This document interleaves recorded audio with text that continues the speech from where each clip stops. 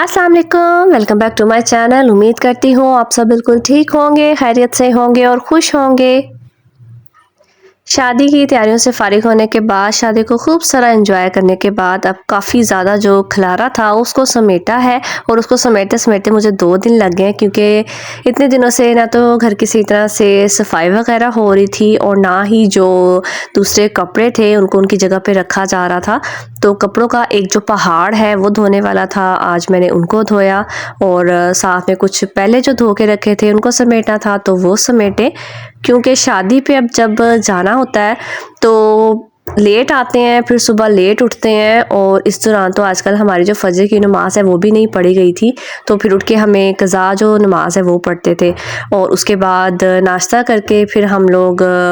दोबारा से जो अपनी शादी की तैयारियां हैं वो स्टार्ट कर देते थे, क्योंकि दिन तो बिल्कुल ही छोटे से हैं और कब शुरू होता है कब ख़त्म होता है पता ही नहीं चलता, जो काम है वो वैसे के वैसे रह जाते हैं। शादी से हम लोग लेट आते रहे हैं घर और उसके बाद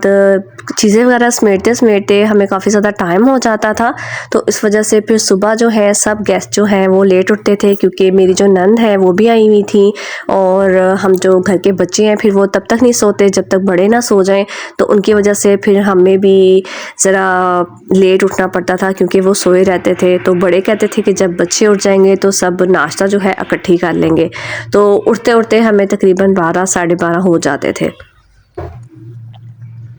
उठने के बाद फिर सब नाश्ता करते रहे और उसके बाद फिर हम लोग शादी की तैयारी में मसरूफ़ हो जाते थे और इस तरह से हमारे जो 3 दिन हैं वो गुज़र गए थे और जो सफाई वगैरह वो सही तरह से नहीं की थी।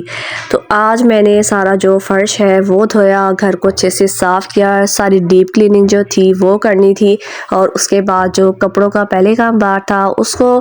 तय वगैरह करके उनके कबर्ड वगैरह में रखा और जो बाकी के कपड़े हो गए थे फिर उस पहाड़ को मैंने धोया और वो अभी तक धूप में सूख रहे हैं। धूप तो वैसे निकल नहीं रही, बस बराए नाम से रोशनी ही आती है, तो अब जो कपड़े हैं सर्दियों में सुखाना बहुत मुश्किल हो जाता है। तो इन कामों से फ़ारिग हो के 2-3 दिन मेरे यहीं पे ही गुजर गए थे, तो इसलिए मैं जो अपना व्लॉग है कोई भी नहीं अपलोड कर पाई थी। बाकी के जो काम थे वो भी करने थे, साथ साथ वो भी चलने थे, तो इसीलिए मुझे बिल्कुल भी टाइम नहीं मिला था। आज मैंने सोचा है कि अब जो कपड़े जो सर्दियों के हैं वो स्टिच करने थे, तो इसीलिए आज मैं अपने जो काम है उनसे फ्री होके नाश्ता करके किचन को साफ़ करके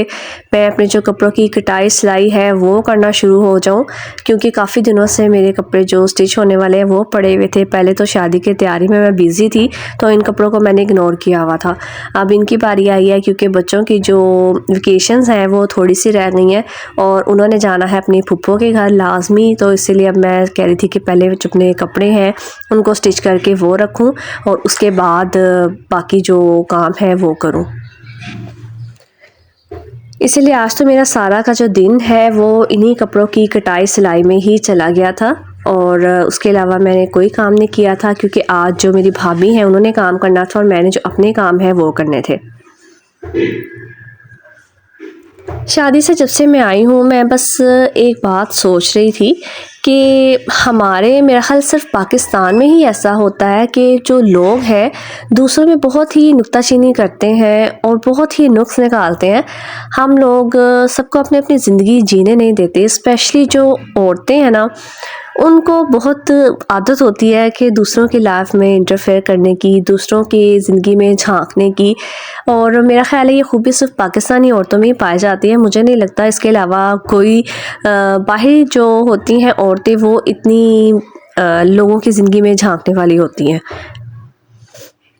कुछ लोगों की आदत होती है कि वो हर चीज़ में नुक्स निकालते हैं और आप शादी पे चले जाओ तो वहाँ पे आपको लाज़मी कुछ ना कुछ लोग ऐसे मिलेंगे जो खाने में नुक्स निकालेंगे, किसी के कपड़ों में नुक्स निकालेंगे और उन्हें अपना सब कुछ परफेक्ट लगता है, लेकिन दूसरों में वो नुक्स निकालने में माहिर होते हैं। हर इंसान में ख़ामी लाज़मी होती है, कमी लाज़मी होती है, कोई भी इंसान परफेक्ट नहीं होता, लेकिन हम लोग समझते हैं कि बस परफेक्ट जो है वो हम हैं और जो ख़ामियाँ खूबियाँ ख़राबियाँ हैं वो सब दूसरों में है। हम लोग सिर्फ परफेक्ट हैं, हम में कोई कमी कोई ख़ामी नहीं है। स्पेशली शादी पे जब आप जाओ ना तो आपको लास्ट में कुछ लोग ऐसे मिलते हैं जो खाने में नुक्स निकालते हैं और जहेज़ में नुक्स निकालते हैं। मुझे इन सब चीज़ों से बहुत ही ज़्यादा चिढ़ होती है। मैं ये सोचती हूँ कि एक इंसान कमाने वाला होता है, एक मर्द, एक बाप जो होता है वो सिर्फ कमाता है घर में और बाकी सब उसकी औलाद, उसकी बीवी, उसके बच्चे ये सब बैठ के खाते हैं। तो कैसे वो शहंशाह वाली ज़िंदगी देता है अपने घर वालों को और कितनी वो मेहनत करके, कितने लोगों की बातें सुन के अपने घर वालों के लिए और उनको कितनी आसाइशें देता है। पर औलाद भी उसकी शुक्रगुज़ार नहीं होती और बीवी को शायद एहसास हो जाए, लेकिन बहुत कम ऐसे मैंने देखे हैं लोग जिन औलादों को अपने बाप की मेहनत का, उसकी कठिन भरी ज़िंदगी का एहसास होगा। अक्सर औलाद जो होती है वो यही समझती है कि बाप का फ़र्ज़ है, बाप ने करना ही करना है, पर वो ये नहीं देखती कि हमारे बाप ने क्यों किया, किसके लिए किया। हत्ता कि वो मर्द जो है अकेला अपने लिए कमा सकता है, अपने लिए खा सकता है, लेकिन वो सबके लिए कमाता है, सबको खिलाता है, उनकी हर ख्वाहिश पूरी करता है, उनको हर आसाइश देता है। आजकल के इस मुश्किल दौर में एक शख्स का पूरे घर को लेके चलना और उनकी ख्वाहिशों को पूरा करना बहुत ही मुश्किल होता है और स्पेशली वो बाप जिनकी बेटियां होती हैं वो किस मुश्किल से गुज़रते हैं, कैसे कैसे बातें बर्दाश्त करते हैं और फिर वो कितनी मुश्किलों से, कितनी कोशिशों से अपनी जो बेटी है उसका जहेज़ बनाते हैं और फिर उसमें भी लोग नुक्स निकालें तो इस तरह बाप की कितनी दिल आज़ारी होती है, उन माँ बाप को कितना दुख होता है कि उन्होंने अपनी तरफ से कितना अच्छा करने की कोशिश की और लोग सिर्फ अपनी ज़ुबान की खुजली की वजह से उन लोगों की दिल आज़ारी कर जाते हैं, उन लोगों की चीज़ों में नुक्स निकाल देते हैं। हम औरतों को स्पेशली समझने की ज़रूरत है कि हर इंसान की पसंद, उसकी चॉइस मुख्तलिफ होती है। सबकी पसंद जो है वो हमारी पसंद जैसी नहीं हो सकती और अपनी पसंद के मुताबिक हर इंसान बहुत ही अच्छी चीज़ें ख़रीदता है और कोशिश करता है कि उसकी किसी चीज़ में कोई कमी ना रहे। लेकिन जैसे कि हम इंसान मुख्तलिफ हैं, हमारी आदतें मुख्तलिफ हैं, इसी तरह हमारी पसंद भी मुख्तलिफ है। किसी की पसंद की चीज़ें हमें पसंद नहीं आ सकती, इसी तरह हमारी पसंद की चीज़ें भी किसी को पसंद नहीं आ सकती। तो ज़रूरी नहीं है कि आप किसी की चीज़ों में नुक्स निकालें और किसी को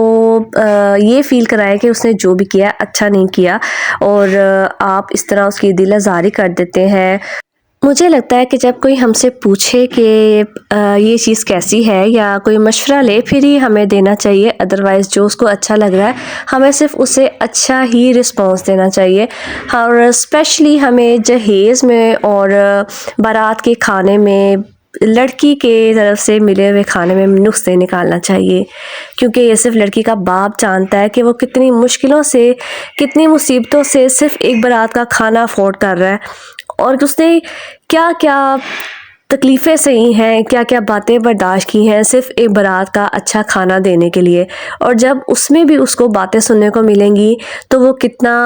बेचैन हो जाएगा कि वो उसने कितनी कोशिश की पर वो अच्छा नहीं कर पाया। इसीलिए हमेशा आप लोगों को अच्छा रिस्पॉन्स दें, उनकी तारीफ़ करें और अगर कोई आपसे मशवरा मांगे तो फिर आप मशवरा दें, अदरवाइज़ सिर्फ आप उन्हें अच्छा ही दिखाएं कि नहीं, जो उन्होंने किया है, जो दिया है बहुत अच्छा है।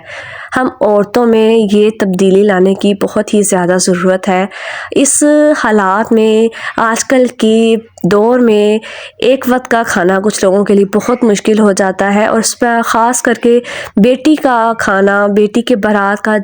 खाना, जहेज़ बनाना, ये एक मर्द के लिए बहुत मुश्किल होता है। लड़कों वालों का इतना बुरा हाल नहीं होता, उन्हें सिर्फ अपने घर की तैयारी करनी होती है, जबकि लड़की वाले पे बहुत ही ज़्यादा बोझ डाला हुआ है हमारे माशरे वालों ने। इसके कपड़े देने, उसके कपड़े देने, इसको देना, उसको देना, ये सब करना, ये चीज़ें उस इंसान को बहुत मजबूर कर देती हैं। और इन सब चीज़ों को करने के बावजूद अगर इंसान एक चीज़ अच्छी नहीं कर पाया तो ज़रूरी नहीं है कि आप ये चीज़ उसको जताएं। तो बेहतर है आप अपनी जो नेगेटिविटी है उससे अपने तक रखें, जो आपके एहसास हैं उससे अपने तक रखें, इससे दूसरों के एहसास को मजरूह ना करें। आप दूसरों की दिल आज़ारी की वजह ना बने, बस उन्हें अच्छा रिस्पॉन्स दें और अच्छे ही बातों से उनका दिल बहलाएं कि सब कुछ अच्छा है, सब अच्छा ही रहेगा इंशाल्लाह। उम्मीद करती हूँ मेरी बातें कुछ लोगों को पसंद आएंगी, क्योंकि ये बातें आजकल हमारे माशरे में बहुत ही ज़्यादा फैल चुकी हैं, तो हमें इन्हें कंट्रोल करने की ज़रूरत है। यहाँ पे तो अभी मैं खा रही हूँ मैकरोनी, क्योंकि आज सारा दिन स्टिचिंग कर कर के मैं थक चुकी थी और आज था मेरा बर्थडे, तो हमने कुछ भी स्पेशल सेलिब्रेट नहीं की थी क्योंकि शादी से ही हम लोग काफ़ी थक चुके थे। तो इसीलिए मेरे बेटे ने स्पेशली मेरे लिए ये बनाई है, तो अब हम इसी से इंजॉय कर रहे हैं। उम्मीद करती हूँ मेरा आज का व्लॉग आपको पसंद आएगा। मिलती हूँ नेक्स्ट व्लॉग में, तब तक के लिए अल्लाह हाफिज़।